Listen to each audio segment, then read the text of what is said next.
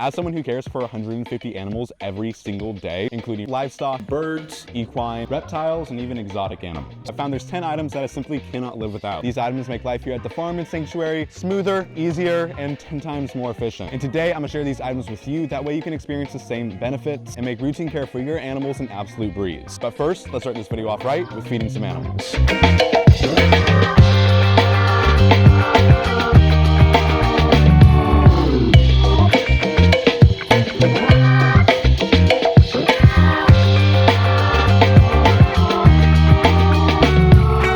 Right now we're inside our girl goat pen, and right here you've got their water trough. Now these automatic water float valve thingamajigs right here are literally the best thing on the face of the planet. And it is absolutely mind-blowing to me how many people don't actually use these. And instead will be stuck having to drag 5-gallon buckets of water everywhere or drag hoses across their yard in order to fill up waters. Now for these automatic waters, all you have to do is have a hose running to them. Let's go ahead and demonstrate how these work. We've got a couple of these inside the water. Goats are picky drinkers, so we're gonna go ahead and change it. So first step, dumping the water. And that immediately gets 100% of the water out of their trough. And as you can see, it's already automatically refilling. Now what's cool about this is whenever the water reaches a certain level, it'll push this entire valve up, automatically stopping the water. That way our water troughs aren't overflowing. Now we love these so much. You can see we've got it for our girl goats, we've got it for our alpacas and emus, and the donkeys are out of the pen right now, but at nighttime we stick them in here, and the donkeys also have it inside their enclosure. Now there are a few issues that people will face with these waters. Firstly, overflowing. If you don't have the bolts on the back tightened, then the valve is gonna get pushed up and it will just keep on flowing. Another reason why it might be overflowing, there's a rubber gasket that's on the inside of the actual automatic water. You have to make sure that rubber gasket is in there, otherwise there's no seal and it'll just continuously leak 24/7. And as you can see, we just have the hoses running the fence line. Normally it's tucked up against the fence, but we had some pretty severe floods that actually pushed the hose out. So it's barely recognizable and you can't even see the hose if it's running along a fence line. As you can see, we're getting close to being totally full and it's already slowing down. And this just makes it so much easier to actually change the animal's water and ensure that everyone has clean water, because it takes 2 seconds to clean it as opposed to 20 minutes having to carry 5-gallon buckets around. Mira, do you like clean, fresh water? And goats are really picky drinkers, so it's super important for them, especially to have extra clean water. So we change this every single day. And about once a week, we'll go through and actually scrub it all and spray it down with a little bit of diluted bleach just to prevent the growth of any sort of algae or bacteria that might be in the water. There's a couple of different options for the type of automatic water that you get. Some of them are entirely metal, while some have the plastic covering. Personally, I prefer the plastic covering just because it's more resistant to rust and doesn't look as gross over time. But at the end of the day, they all serve the exact same purpose. And just as a note, none of these items are sponsored in any way, shape, or form. They're genuinely just items we've found are absolutely amazing and make life 10 times easier. With that being said, we will have all the products linked below, and it's an associate link on there, so we get a small commission anytime you purchase one of these items. We're not getting rich off of it, but it is a small way you can help support us. And just like that, you can see the automatic water has totally stopped now that it is at the full level. Literally so amazing. Absolutely love these things. Also, pro tip, keep your waters on a pallet so they're up off the ground and the whole area around them isn't getting super muddy. We do that for all of our water troughs. Alrighty, next up we have potentially one of the most multifunctional items. This item is not only one of the best cleaning tools around, but also it's the best herding tool. We have a border collie who went to a month-long border collie camp in order to learn how to train, and at the end of the 30 days, the trainer said, yeah, I'm sorry, but your dog she's just really dumb. She's not gonna cut it. So unfortunately, our border collie is good for nothing, but she is an absolutely amazing companion pet, and I love Chloe to death. But she's not the best when it comes to herding goats, getting them from point A to point B. We have to do this whenever we're moving them into a new pen or potentially trying to get them all inside a corral so we can do vet work with them. But the item that comes in absolutely amazing and is much cheaper than a border collie or a border collie training camp is this thing right here, a gas blower. You can get these anywhere from $60 to $120. I've noticed a few brands that are better. I'm unfortunately actually not a big fan of this one. We just broke our last one, so this was the next best option that we had. But at the end of the day, they all serve the same purpose. Now these are great because most animals aren't a fan of the noise that they emit or the feeling of the actual air blowing on them. So it's a great, safe way to move your animals and get them from point A to point B. Not to mention, it is the best tool I've used for cleaning up goat poop. You can stick it up underneath shelters to get the poop out from up underneath them, or blow all the poop in one pile. It's harder to do with some of the heavier animals' poop, like cow patties, but for a lot of the goats, alpacas, camel, and animals with a lighter weight poop, it works absolutely wonderful. Allow me to demonstrate the herding properties that this one item has.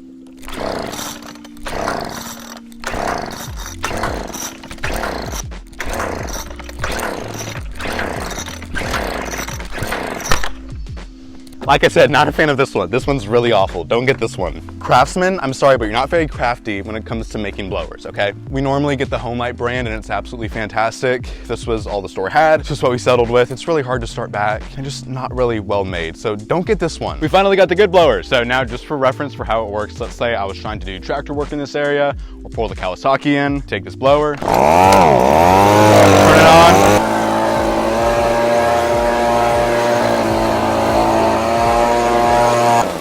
And just like that, it's so easy to get the goats out of the area that you're working in. I could do the same thing if I was trying to move them to a certain area, could just use the blower and herd them all to a gate. And like I said, for cleaning, it's fantastic. Let me show you how I do their shelters.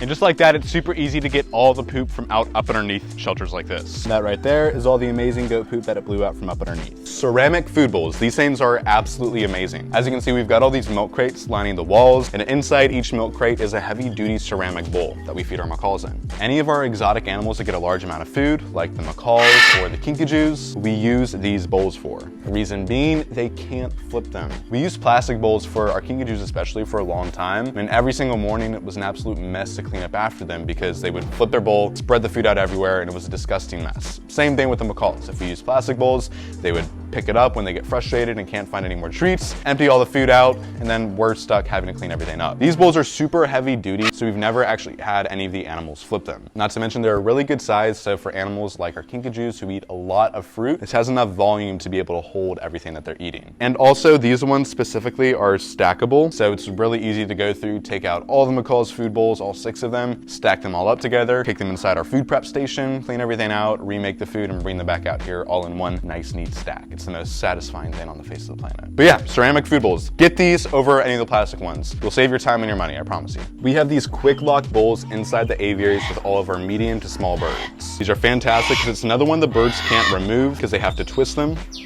and then you can actually pull them out. And you can see all the food, which baby decided to take a dump in this morning. Good job, baby. But you put it back in here, twist it shut, and the birds can't untwist it to get the whole bowl out. Similar to the ceramic bowls, this helps minimize the amount of spillage because the birds aren't throwing their food everywhere. And it's great for animals who might not be getting as much as the macaws in regards to food. We've got the same for their water over here, and then over here we have all of their dry food. And this is just their wet food, their daily veggies and fruits. What's cool about these is you can either A, hook them to a wire cage by using the plates that come with it, or like we did here, you can actually screw it into wood, and that will also hold the bowls in place. Super easy to pull them out and empty everything that's inside. Now, I've gotten so much hate for my level of infatuation with gate latches, but there's nothing more aggravating than having to mess with the chain and like a carabiner and like unhook the carabiner and the chain gets tight, or like you try to tighten the chain and then the gate still isn't really tight. So there's like a gap the animals can squeeze through. It is just the most aggravating thing on the face of the planet to me. So every single enclosure, the moment we build it, the first thing we do, the first modification that we make to the enclosure is taking off the chain for the gate and putting a latch on. Now, I really like these latches because they're a super high quality agriculture grade gate latch. So while a lot of gate latches you might have for your front yard are like a little bit finicky or might break over time or might be really susceptible to rust, these things have held up wonderfully over the years, and they're super, super solid, super easy to install. And I slam this gate like every day and it has no effect or done any damage to the gate latch itself. Now, there's 2 different types of gate latches we primarily use. The first one is this one, which is a 2-way gate latch, meaning I can lift up this prawn, open it out,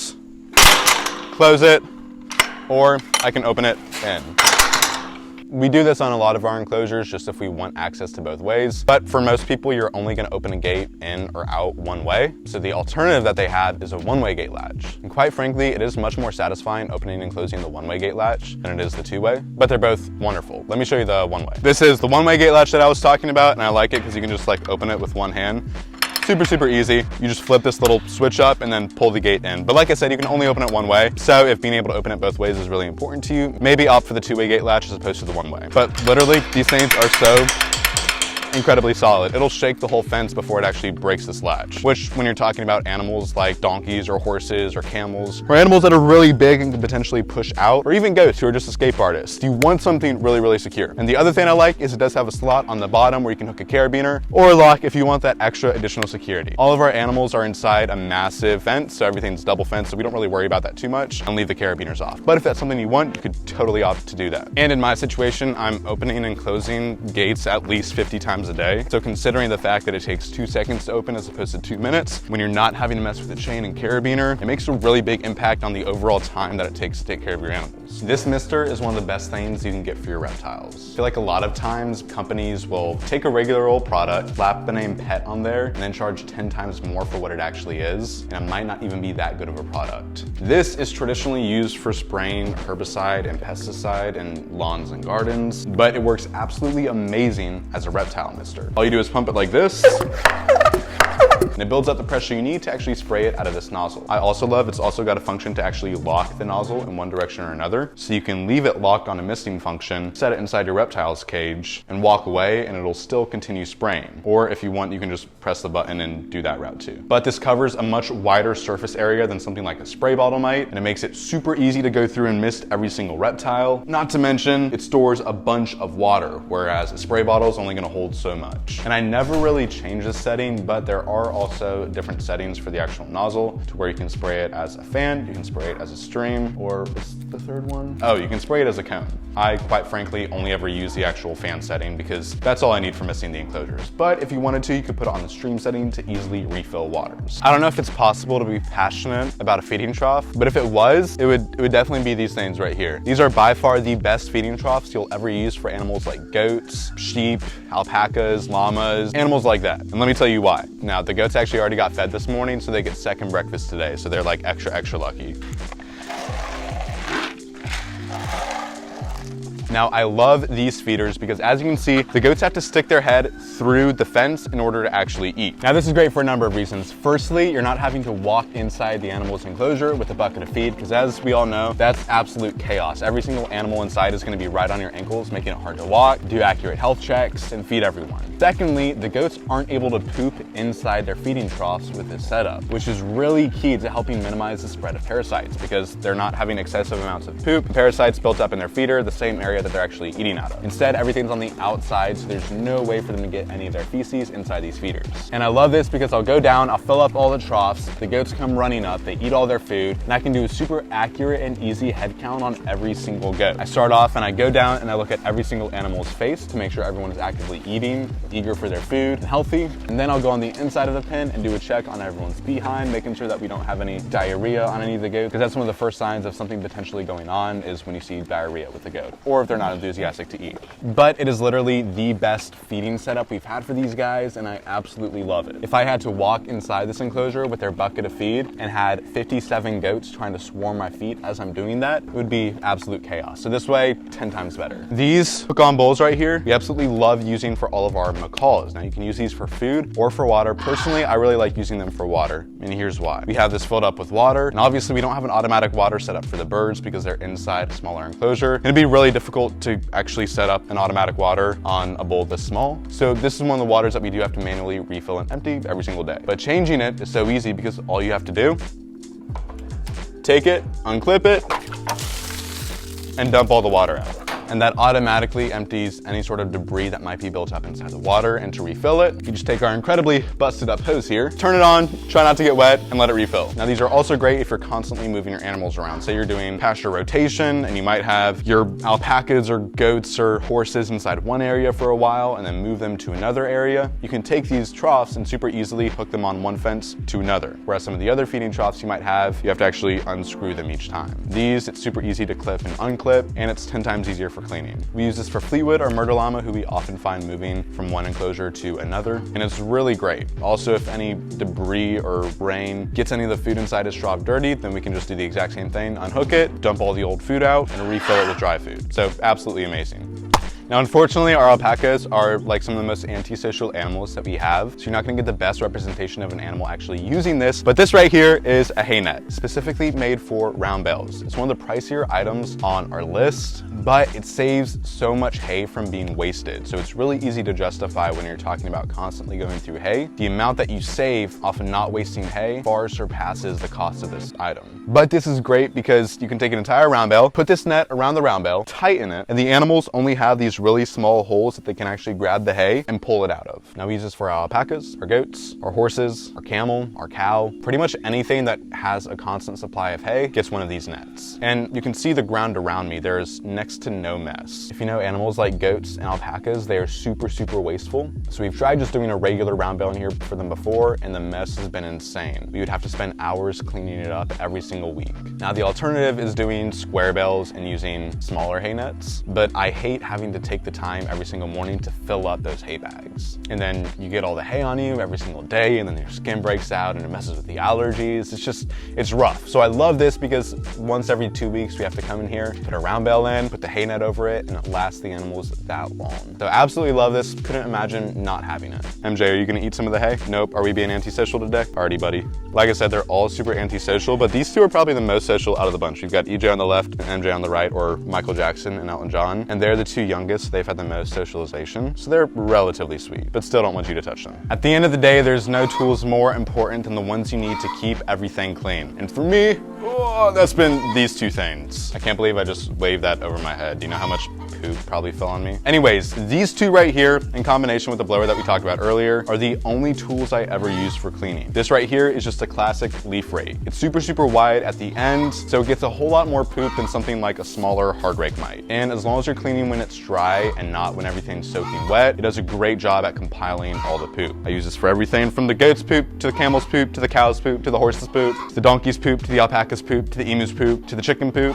to the pig poop, and I think that's everyone. Anyways, it works great for a lot of different types of poop. And in combination with that super wide base that the rake has, you also want a good shovel with a super wide base. These plastic, super wide mouth shovels get the most amount of poop in one rake. So I love these. It makes it a whole lot faster than using super small shovels. And this is something I would 120% invest in. Don't try to skimp out by getting a smaller shovel, because that's gonna slow you down so much. And at the end of the day, if cleaning isn't easy and fast, then you're probably gonna be less likely to do it. So set yourself up for success by just getting the proper tools for the job. Now, oddly enough, I actually like the plastic tools better than the metal ones. I feel like when you're working on terrain that might not be super even, it's a lot easier to work with these plastic ones as opposed to the metal ones, because the plastic will kind of bend to the shape of the terrain and get 100% of the poop, whereas the metal ones are gonna stay the exact same shape. So at the end of the day, this is by far the most important tool right here.